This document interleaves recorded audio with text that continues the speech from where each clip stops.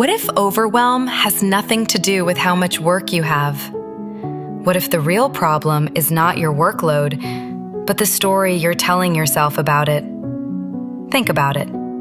Some people carry enormous responsibility and remain calm. Others face far less pressure and still feel exhausted, anxious, and stuck. So, what actually creates overwhelm? That question takes us directly to the opening of the Bhagavad Gita. And perhaps that is why Arjuna's story still feels so relevant today. Because many modern leaders, entrepreneurs, parents, and professionals are fighting a similar battle. A battle between clarity and confusion, confidence and self-doubt, control and surrender. Today's guest understands that battle deeply. Corrie LoGiudice is a keynote speaker, high-performance coach, and author of The 5 Overwhelm Culprits. After spending more than 15 years leading teams in business and navigating profound personal challenges that forced her to rethink success, identity, resilience, and leadership itself, Corrie developed a practical framework that helps people move from overwhelm to clarity, confidence, and purposeful action. In this conversation, Ankur and Corrie explore some fascinating questions. This is a conversation about leadership, about identity, about reinvention, and about discovering that the battlefield is rarely outside us. It's almost always within. Welcome to Beyond the Battlefield.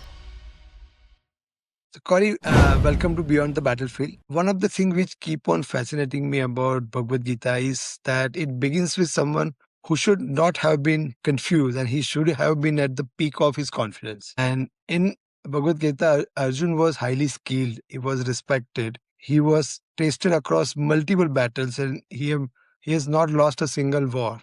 And yet, at the moment when he has to fight, he froze. Not because he was lacked capabilities, because he become overwhelmed. And when I look around your work, around overwhelm, identity shift, burnout, reinvention, I see very modern versions of the same battlefield around you as well. So I would love to explore a lot of things with you today. And one thing which keep on coming in my mind personally, every time I read this book, I discuss people like you, that Arjun's crisis was not a competence problem. It was an overwhelm problem.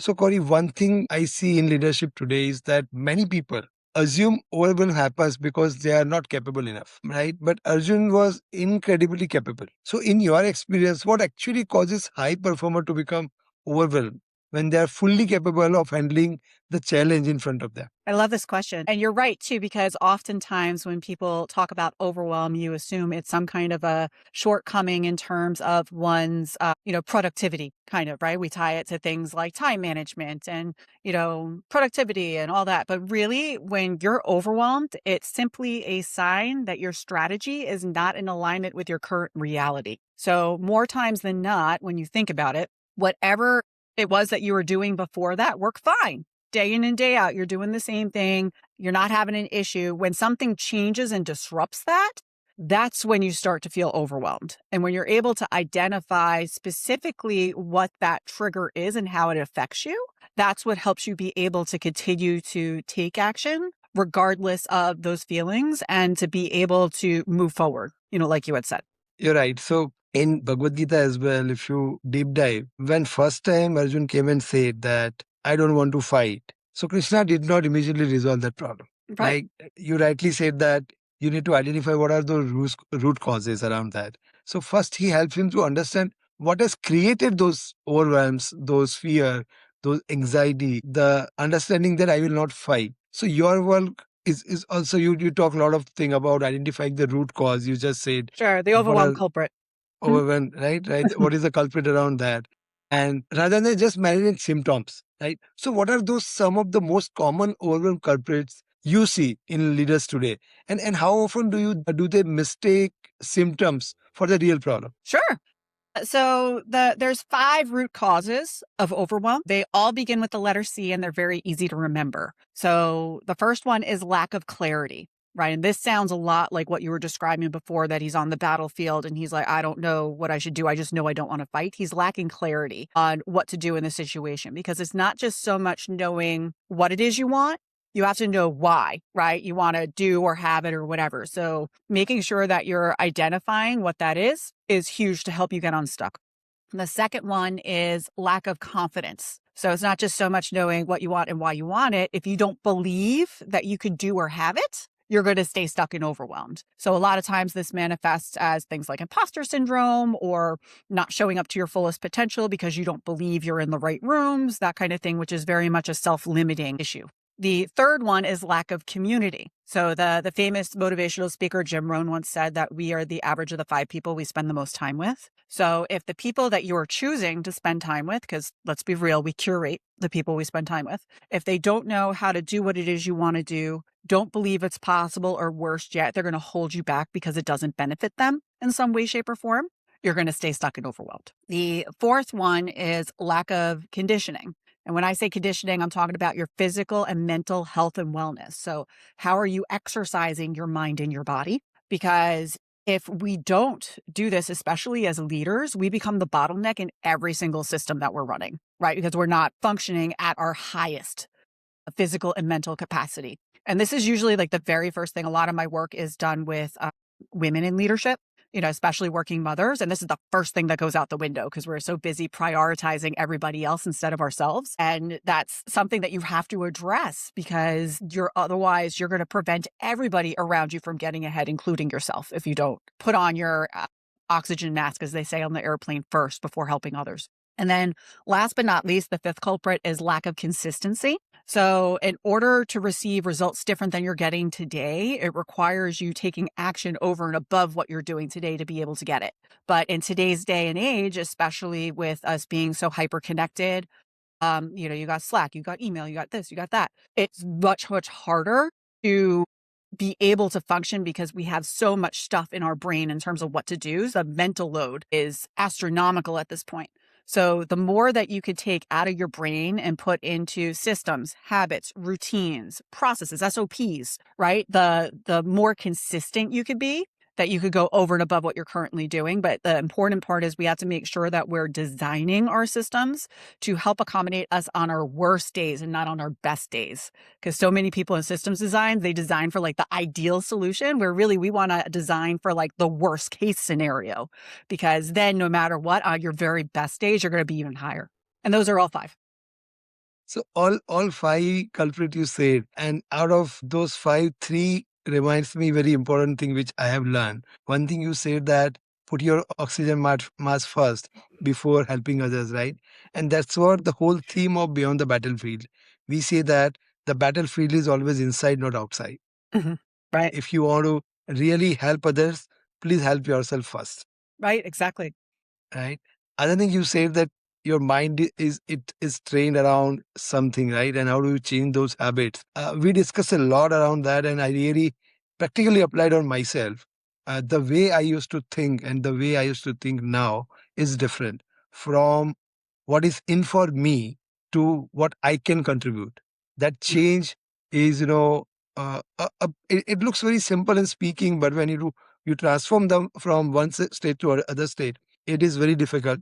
But that is very important. And third thing which stuck is I would say that you are the personality, or your identity is the 5 people around you. That's what you say, right?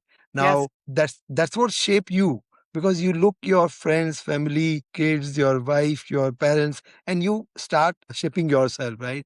Now, one thing which you also talk about is about identity shifts. Now, in Gita as well, Arjun was deepest struggle was also identity. He is a warrior, and now he starts speaking like a wise person on the battlefield. Now, a teacher can't fight a war, and that's where Krishna wanted Arjun to transform and come back to his real role. And Gita, it gives clear indication that how you should be aligned with what your inner self is. And I think you also works around that, right? So Arjun was not sure whether he's warrior, teacher, family member, his disciple, right? So many people today as well go through major identity shift, like promotion, burnout, parenthood, career changes, losses, right? So why do identity transition often feel harder than actual external change itself? Sure. Well, it's because the identity change is forcing you to leave behind the person you were to step into who you're meant to become. So I am a huge believer that everything that you have experienced in life has prepared you for how you are meant to help and serve others next. And the problem with identity and the way that most people view it is they look at it as a title, where a title is just a very small part of that. It's a title is the culmination of all of the experiences and the relationships and the, things that you've learned, the individual lessons that you've learned while under that title. It is, you are not the title, you are the collection of all those things. So sometimes, and I experienced this very, very recently after my book came out, because my book, a big part of it was more or less discussing how I navigated all these different challenges. And I realized while writing it, the person writing the book was different and independent from the person that was in the book that it was originally written for. And I had to grieve that person because I was, but in order to do that, I had to grieve, I had to let go to be able to fully step in to the version of me now that is able to help and serve and teach other people as a result of what the other woman, me, past me, had gone through, and take all those lessons and all those experiences and turn them into something tangible to be able to help people. And that's the hard part. But the good news is when you are brave enough to step into that, it is the most rewarding thing you could possibly experience in life. And that's what motivates me, especially to continue. Like I'm constantly trying to learn. I'm constantly trying to change. I'm constantly trying to test myself, because that is how I could be of better service to others and have a greater impact. Right. And when you said that we need to keep changing yourself, and you said that you keep on learning new things. Now you talked about mind, and in Gita, mind is not brain actually. The mind is something which is not visible scientifically. Mhm. But it is something which is not programmed for us. What we say is it is programmed for other than human. All animated people, like animals, will have a mind, but it is programmed. You can't change that programming, but human has an ability to change that Sure. in the programming. Mhm. And that's where, like you said, that we keep on learning. The reason we keep on learning, because mind help us to interact with the world and change ourselves as the world changes. While animal can't do that, and that's where you're seeing dinosaur and many, many different big animals, they don't exist now Mhm. because they could not change based on the world and the atmosphere and the weather keep on changing. We can Mhm. change ourselves as a human, right? And that's where mind plays an important role. And you said that mind creates a lot of our own personality. We also said that a lot of physical health problems, 70-75% problems, are because of mind somewhere, not today, maybe 15, 20, hundreds of back. In your mind, something which you are carrying, which has created that health problem today. Mhm. Yes, no, that's so Right. true. And I was reading a statistic recently. I'm not able to recall the exact one, but it was mind blowing how many decisions daily are done through pre-existing programming. And that's why it's so difficult, especially when it comes to things like talking about the consistency culprit, right? Folks who want so badly to be able to do something consistently. They want to work out, or they want to like practice guitar, or whatever that looks like for them, but they just can't bring themselves to do it. A lot of times too, it's they've got to go through and they've got to rewire that programming that they had telling them why it was bad. A lot of times it's self-sabotage in certain ways, that there's some kind of a fear that pops up around them showing up to do it. So I 1,000% agree. The programming side of it, especially with the mind, once you learn that it's, moldable and it's flexible and you could turn it into whatever it is you want to, that's a huge unlock from a performance standpoint, like big time, once you learn how to do that effectively. Yeah, and the flip side of that programming is I've seen a lot of leader, a lot of people, if they've succeeded with one type of activities or training or one type of method, now they want to apply that method everywhere. And that's where they forget that your mind is programmable and you can Yes. reprogram for the new thing. Yep. No, instead they follow old patterns instead of looking at data in front of them in terms of what's actually performing. It's so easy to Right. get stuck because it was easy and it was really easy and it worked really well for me before. So we should just continue doing the same thing that we did 10 years ago. But the world doesn't work that way. What's the data actually showing you? Again, coming back Yeah. to clarity. Clarity will always kind of to set you on the right path. And very simple way it has been explained. How do you change that. So like I know how to walk on left side, right? Now I just need to walk on right side. Right. So mind is trained for years, maybe multiple births. In Bhagavad Gita says that, whatever habits you are carrying may not be of this lifetime, maybe older habits you are carrying. You have to just train your mind from that habit to the new habit, right? But Yes.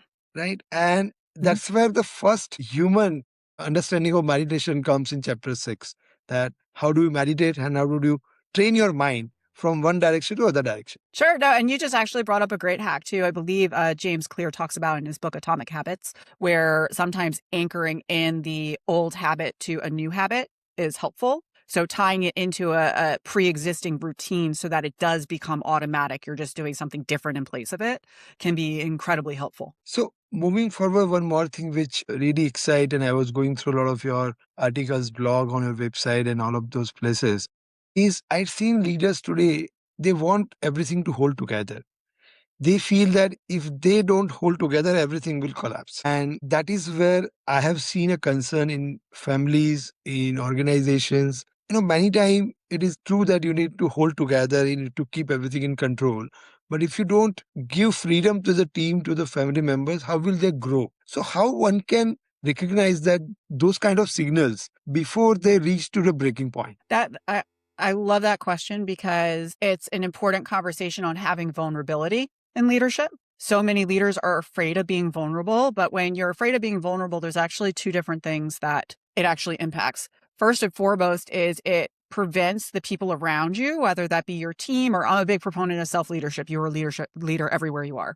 So whether that be your team, your family, your community, whatever that looks like, by you not embracing your vulnerability, you're not modeling for everybody else that it is safe to be vulnerable around you. So people are not going to be honest. People are going to withhold things from you, information that you're going to need to be able to effectively lead them. They're not going to do because you don't feel safe with them. See how much of it's how much hypocrisy is involved with that. You have to be able to have them mirror it to you. So that's number one. And number two, when it comes to vulnerability in terms of capacity and that you're carrying too much, you're not leading effectively because you're not leveraging everybody around you. You kind of pointed to this before, that you're preventing people from having opportunities to learn and grow, maybe by delegating or maybe by asking for help, but also you're preventing yourself from being able to achieve more at a higher capacity because you're putting all that expectation on you. And it's not up to you to decide whether or not you should be the one to handle everything, right? You're supposed to be able to allow other people to step in, to be able to help and to be able to contribute. By being the one doing everything, in a way, it's kind of selfish, but it also kind of burns you out at the same time. So it doesn't help anybody, in the long run. Yeah. And that is where I've seen a lot of organizations fail, because they fail to identify that someone who is pretending that he's controlling everything, he's actually, erasing the key talent within the organization. Because then you will have only people who will follow. You will not build new leaders. Right. Right. Yeah, no, and it's different because and then too, are you really being a leader? Because the definition of a leader is somebody who's able to, more or less inspire, motivate, and develop other leaders, right? That's the whole purpose of it. And if you're so firmly controlling everything, basically you're just having a team of people that could deliver based on SOPs and checklists and stuff. It's like, that's not the definition of a leader. That's a manager. Yeah, that's a manager. So why, it's not even part of the same conversation. Now, the Bhagavad Gita would not have been possible if a turning point has came into the Arjuna's life on the battlefield. So he prepared for this war for 13 years. He came as a warrior, but all of a sudden he started become a wise person and started giving sermons to people around that in the battlefield.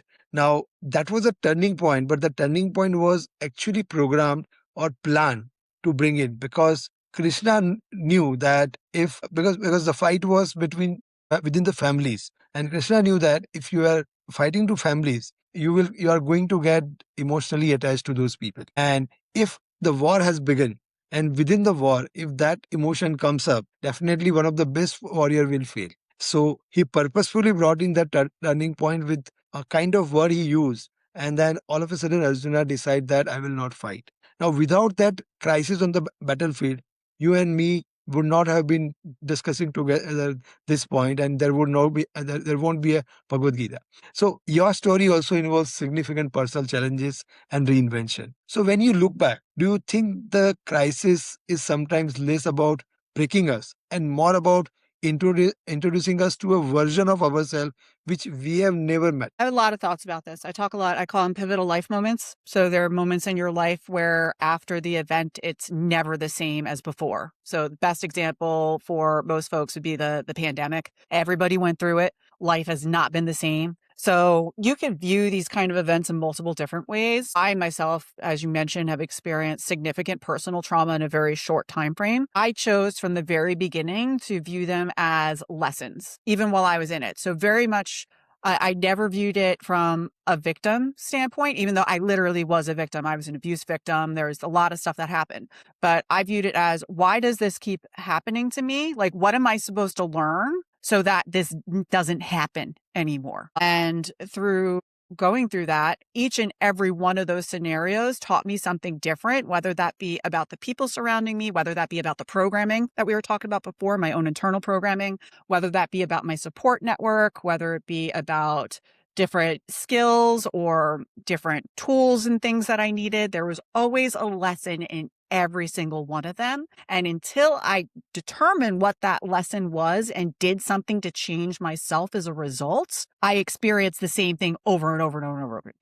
So one really solid example, for many, many years, in my romantic partnerships, whether it be my ex-husband and whoever, I was attracted to addicts. It was just addiction. It had to do with me feeling like I could fix somebody, or I wanted to be able to help them and everything else. Until I was able to identify that was the core pattern that kept showing up, I never would have met my now husband. And that was a result of me literally clicking, I do not drink or do alcohol, on an online dating profile to meet him. Right? I had to make the change, and I had to decide internally to be able to have a different result. And that's what these pivotal life moments have the opportunity to teach you if you approach it from that standpoint. A similar way, we also, and I learned that I used to believe that, magic happens. When you're a kid, you really believe that there has to be magic, right? Then when I grew, I realized that there is no magic, it's just trick, right? Then after some time, I thought that when magic happens, God does the magic, because I feel that someone should come and help me now. But finally, I realized that magic really happens, and God does the magic, but God does the magic through us. If God has to taste chocolate, they have to take a human avatar. Right. So when you say, when you go to personal crisis, a turning point, a lot of things, you talked about victimization and many more things which go through us as well. I had been a similar kind of situation multiple times, not the way you explain, or you had been very smaller one, but still what I believe that, and what I've learned is that the way you respond to the situation, that you are, and that's what you form, right? If you and me are talking today, or maybe I'm appearing in an interview today, if I don't reply right question, I'll not get that job, right? Right. Similar way in life as well, a question comes up, pandemic came in. Now the people have responded in a way which can help others and help themselves. They've changed, but someone who has gone against them, that collapsed. Right? I think you're taken and responded the way your inner self has said at that time. And we always say that what is right now, nothing which beyond that, right? And that's how things have changed for you. Right. No, I say all the time that if you want to lead an extraordinary life, it requires extraordinary action. And when you were just sharing that before, it reminded me of a passage from my book. It's actually the way I close the book, and I share very vulnerably a page from my journal that was immediately after I lost my partner to suicide. And it was me basically more or less like pleading, number one, there's so much despair in it. There's so much, there's no clarity. Like, I don't know what's next for me. And in the passage, I literally wrote, I was like, I don't know what miracle I need, but I hope the miracle finds me soon, or something along those lines. I paraphrase it. And when I was finishing the last chapter and I was just cleaning out my room, and I found the journal and I found it. It really made me stop and think, because it was at that moment that I realized that I was the miracle. I saved myself, right? I decided that I was going to make a change, that I was going to do something different, that I was going to look at a situation in a different way.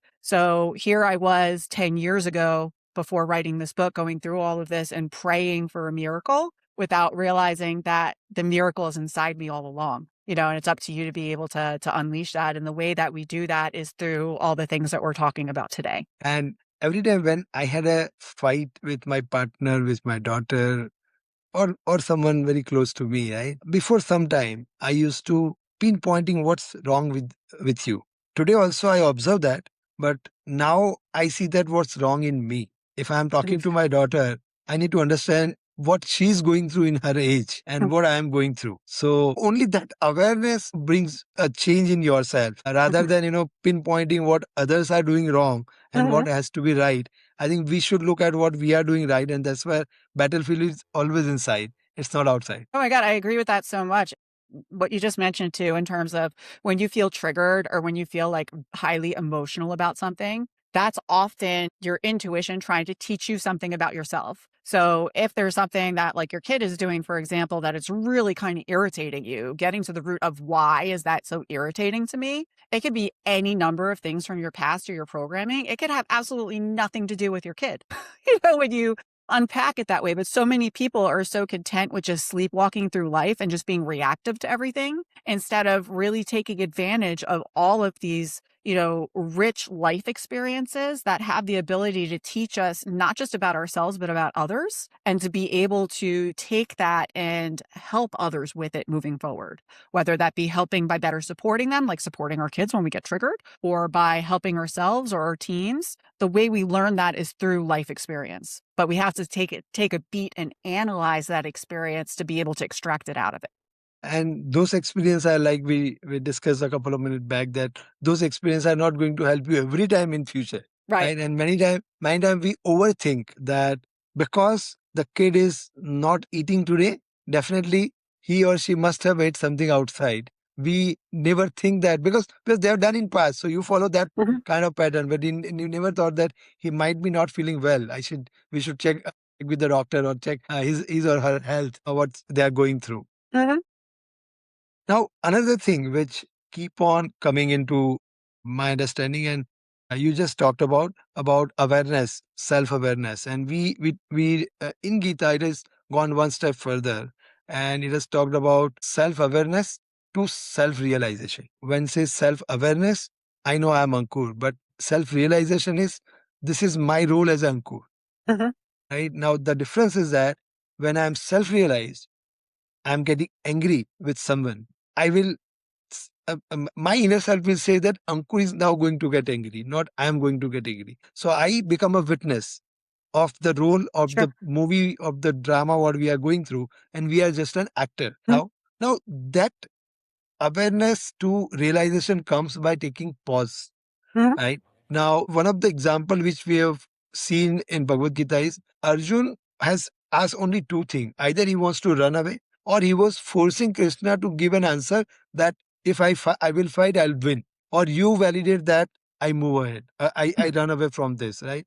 And Krishna has done none of them. He did not do anything what he has asked for, but he created a space, he created a pause. Now my question is that many leaders are conditioned to push through everything.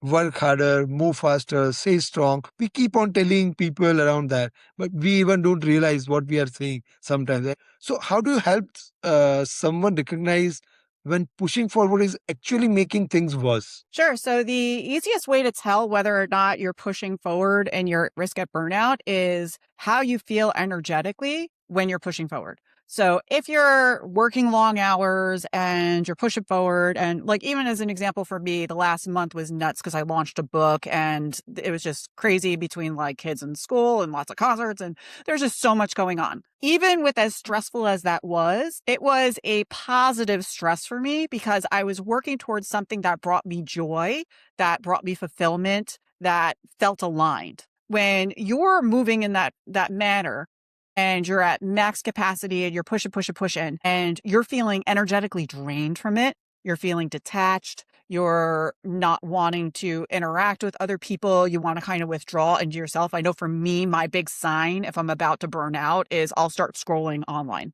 I try to disassociate with whoever I'm around currently, and I start trying to find connection through the internet, which is ridiculous. But that's kind of my sign that I'm starting to disconnect. When you start feeling like that, that's when you're pushing it too hard, or maybe you're in a role that isn't aligned for you. Maybe you don't align with the values in your organization or your company. There's a disconnect there. So again, to kind of like recap it, I would look at, is this amount of motion, is it energizing you? That like, yeah, you might be tired, but like you're emotionally energized and excited for what's next? Or are you physically and mentally drained and disconnected? It could go either way. Yeah. So the last point what you said is also, explained by in a very practical way at that time, and with a metaphor or one. Now we follow as a ritual, so we call it yajna. Yajna is like fire ritual which we do every year in a home, but at a specific occasion also sometimes we do. Now there are 12 different yajna explained over there, and one of the yajna you explained just a moment back. Now that is about that you are energetic inside, but your body is tired, right? So what is talk about is that your energy, when it is too much energized and you do not divert in a right way, or you do not take those pauses, or the breaks, like you explained, it's going to, you will be breaking down at some point of time in a day. So that's where this yajna help, that how do you pause yourself from the inner energy to outer energy. And there are energies, right? Energy inside, energy outside. How do you take? And that's where the breathing techniques, the pranayam, the meditation comes up. Oh yeah.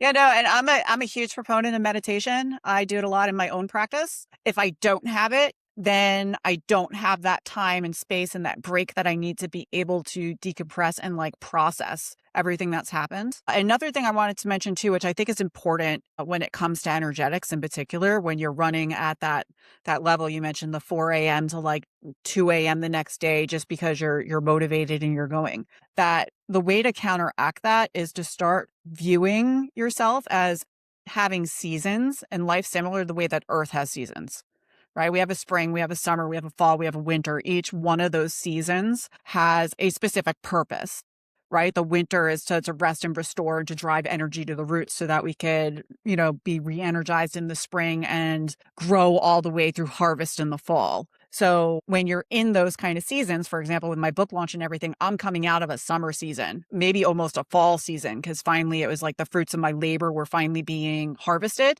So from now, it's very natural for me to downshift into more of a winter season where it's more about, rest and restoration. Because rest and restoration are very different, and being able to kind of reset myself to be able to ramp up my energy again for what's next. You can't go all the time at 150 miles an hour. You can go for short stints, right? As long as it's intentional and it's planned that way. So this reminded me, and I'll put that link into the description. So I have created a few more episodes under a series called India Unwritten. And the third episode is around Beyond Rhythms. So Beyond Rhythm is about, you said that from fall to summer to winter and monsoon. Monsoon, we have monsoon as well.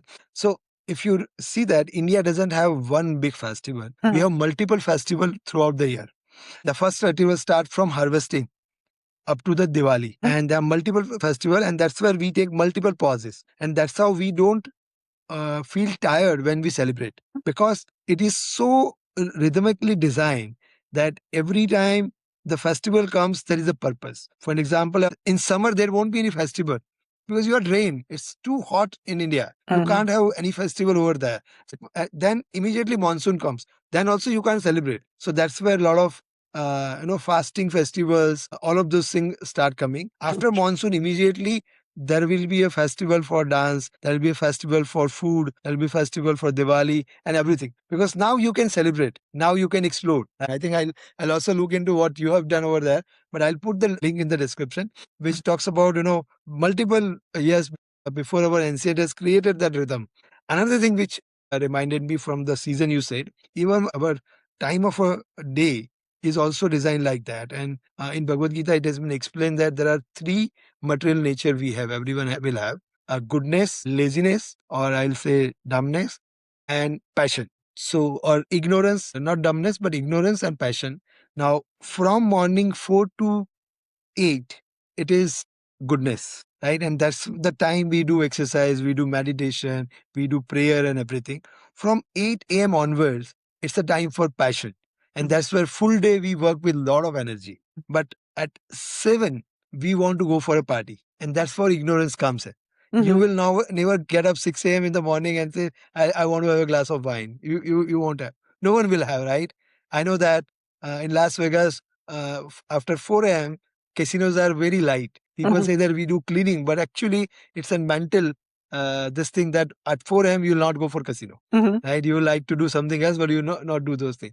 So that's how our time of the day is also designed. That's interesting. I've never heard it broken out that way. But from a biology standpoint, this is interesting, kind of adds on to what you're talking about. So when you look at like the standard, say 9 to 5, like corporate, work schedule, that's designed very much on male biology, which is also similar to what you had described. A 24-hour clock is very much a male-centered clock in terms of hormones. Your hormones rise and fall in the same pattern over 24 hours. Women, it's very different. So then that's why some women really find it difficult with this like constant hustle mentality, because in a male-centered clock, you're getting that renewal all within 24 hours. For women, it doesn't happen that way biologically. It's on a 28-day cycle. So it's over the course of a month where we'll have a week where we're like, yeah, networking, this, that, whatever. And then we have a week during our cycle where we're like, oh no, the energy is being drained out of me literally, through this,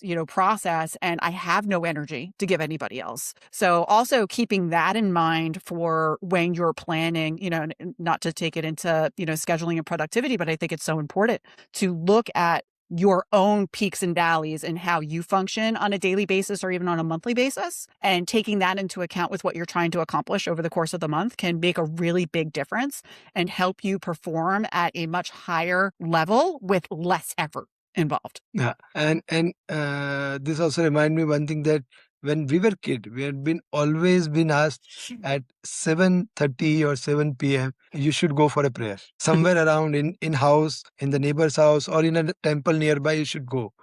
I never understood. You are into schools, you are kid, you want to play, but you had been asked to go there. But now I realize that why that ritual has been made, because at 7 your mind started become ignoring and started getting into something which is more lazy, more kind of diverting into a different direction. So that's where that practice was made, that you go to temple for 30 minutes, 15 minutes, your mind will again come back, and then again you will be starting your evening time with a good note.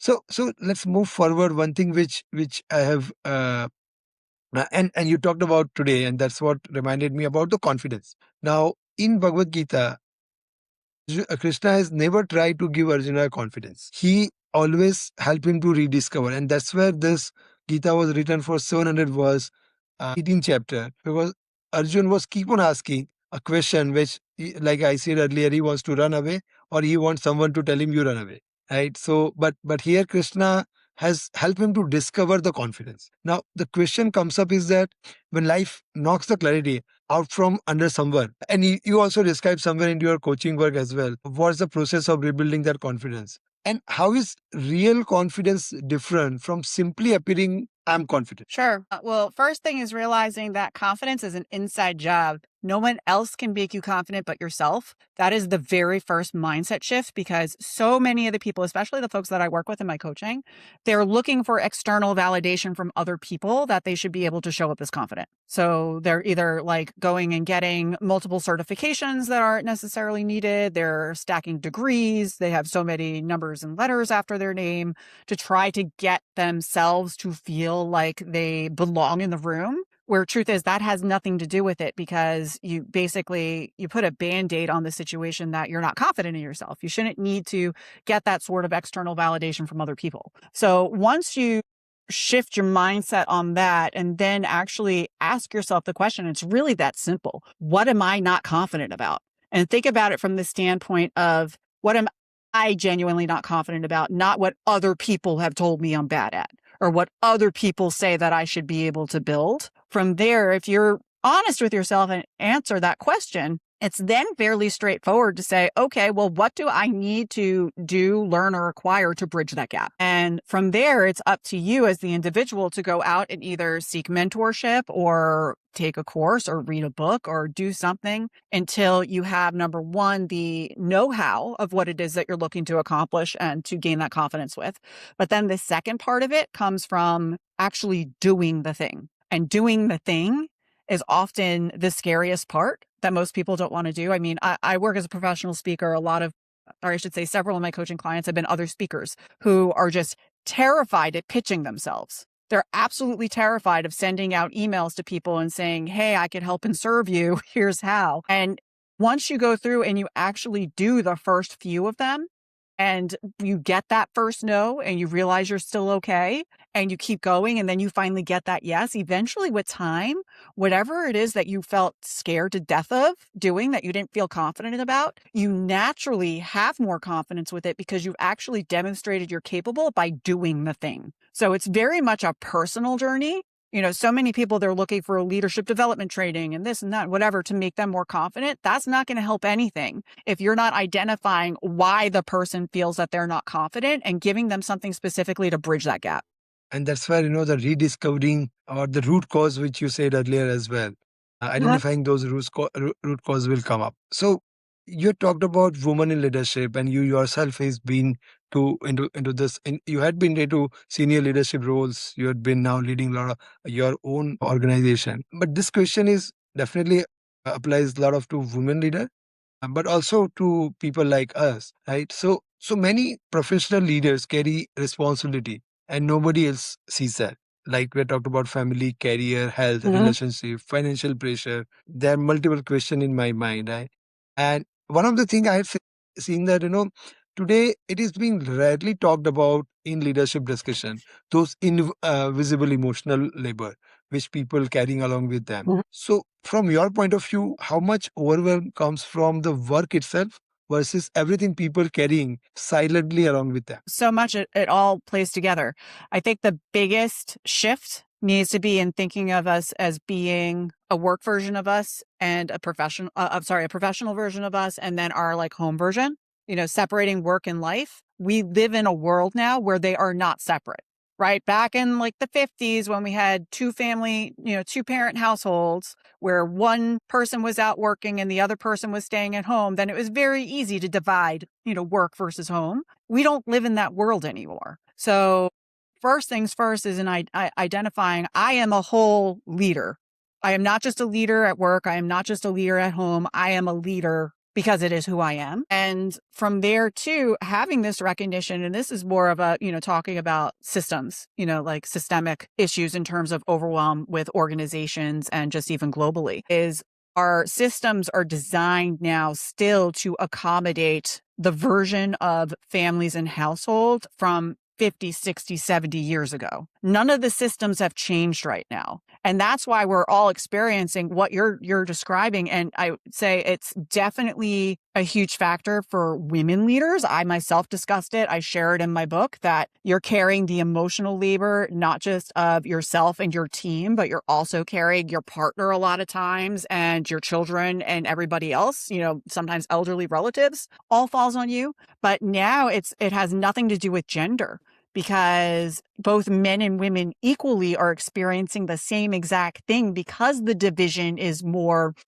of labor in the homes has equalized, quite a bit, or it's moving in that direction. I wouldn't say it's definitely 50-50 yet, but we're definitely progressing versus where we were 10 years ago. And until workplaces design systems to help people understand this, to actually accommodate the fact that there isn't a work versus a home, that it's all one, everybody's going to stay overwhelmed in the state that they're at. And at this point too, and I know I've had a few comments, in terms of my book, that my book talks so much about, systemic issues with overwhelm, but I give personal solutions. And at this point, we have no other choice, because if we don't take the personal solutions to be able to increase our capacity a little bit, we don't have an opportunity to get more people into leadership that can actually change the systems. So it requires us functioning at this razor thin margin of, capacity at this moment to be able to get into positions to be able to change things on a structural level.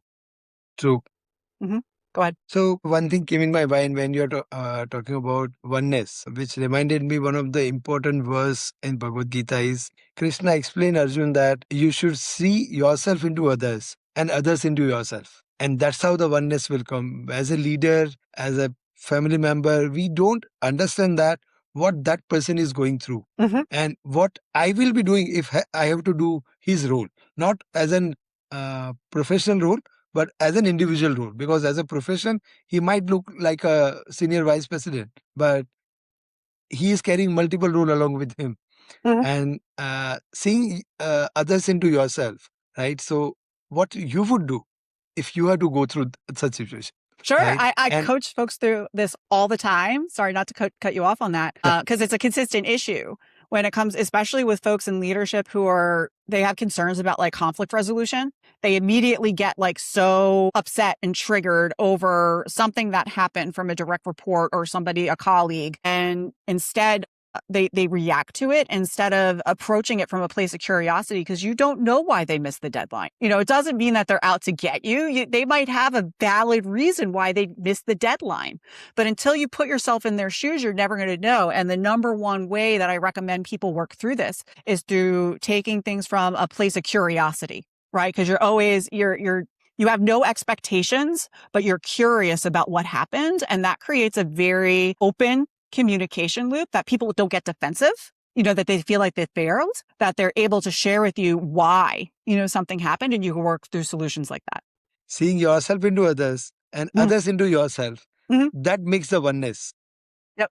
I only learned that step into others' shoes. But oneness comes when you also see that what they will do, that person will do when he comes to your place. Then the oneness will come up. Now, moving forward and before we sign off, in Bhagavad Gita, Krishna ultimately helped Arjuna to stop looking backward and step into a next chapter of his war.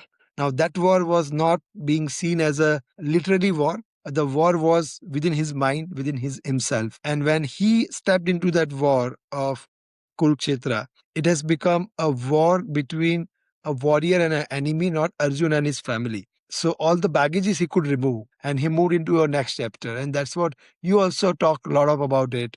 And a phrase I noticed repeatedly in your work, that you help people to lead their next chapter. What do you think which is preventing people from stepping into the next chapter, even when they know deeply down it's time to move it?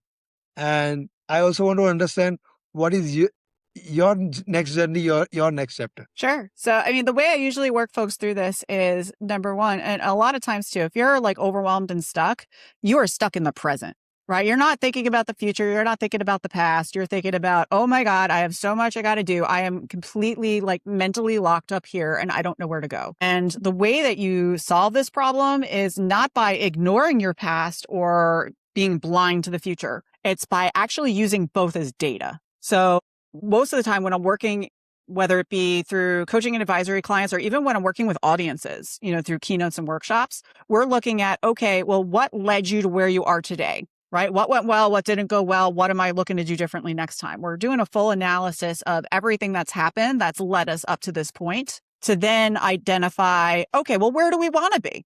Right. So where are we today? Where do we want to be? So that's very much looking at, like, I call it 5-year vision. We do a 5-year vision exercise and we kind of visualize and actually set goals and, make them measurable and actionable. From there, and only from there, can you identify what's standing in the way. between the two of these. And that's where your strategy actually catches up and says, okay, well, what's standing in the way is I'm not confident, or I don't have the right team, or I need money, or whatever else.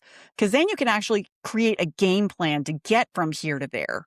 But you can't get from here to there without analyzing what got you here first. Because in analyzing what got you here, that's going to give you everything you already need to know in terms of what worked, what didn't work, what was easy, what was hard. Because then you double down on what worked great, and then you get to where you want to go even faster, right? So it's very much like a full, full picture, analysis, but that's ultimately how I walk people through that. And then to answer your question on what's next for me, so very recently I just had my big milestone. After years of having people ask me about my Overwhelm Culprits. I did keynotes and workshops for years, and during Q&As, people would ask me, do you have a book I could take home? So the book finally came out, and that came out last month. But now the next stage of that, I believe for me, will be shifting more from, in terms of, I speak a lot about personal leadership, self-leadership, and then being able to help develop other leaders, taking that and now taking it to how do we use these same systems to help structurally with teams and organizations, right? How do we scale it to that? So that's going to be a lot of where you see my work heading next. Excellent. Excellent. So, Corrie, thanks a lot. And whatever you are doing, your work you are building around helping people and leaders around that. With the constant change happening around us, AI is coming in, economy is becoming uncertain now. There is an information overload. So, this practice is what you have explained today will definitely help leaders to stay grounded enough to make good decisions when there is uncertainty. And it's simple. You explain in a very simplistic way. Bhagavad Gita was written to simplify Vedas and Upanishad 5,000 years back. But today, it is very difficult to bring into practical life. The metaphor which we have used are very simple, very easy to understand. But how do you apply? And that's for people like you help leaders and people around the world to learn how simply you can bring into structured way. Thanks a lot. Thank you very much for joining us today on Beyond the Battlefield. Thanks for having me. What stayed with me from today's conversation is a very simple idea. Overwhelm is not always a sign that life is asking too much from us. Sometimes it's a sign that an old version of us can no longer carry where life is trying to take us. In the Bhagavad Gita, Krishna never rushes to fix Arjuna's confusion. He doesn't offer a shortcut. He doesn't remove the battlefield. Instead, he helps Arjuna see himself more clearly. And perhaps that is the invitation for all of us. When we feel overwhelmed, instead of immediately asking, how do I escape this? Maybe we begin by asking, what is this moment trying to teach me? Today, Corrie reminded us that clarity matters more than speed, that confidence is built from the inside out, that growth often requires us to let go of identities that no longer serve us, and that the next chapter of our life rarely begins when circumstances change. It begins when we change. Thank you for joining us on Beyond the Battlefield. If this conversation resonated with you, please share it with someone who may need it today. Don't forget to follow, subscribe, and leave us a review. It helps more people discover these timeless conversations on leadership, growth, and inner clarity. And if you'd like to connect with us, write to us at beyondthebattlefield@outlook.in. Until next time, take care of the battlefield within. Namaste.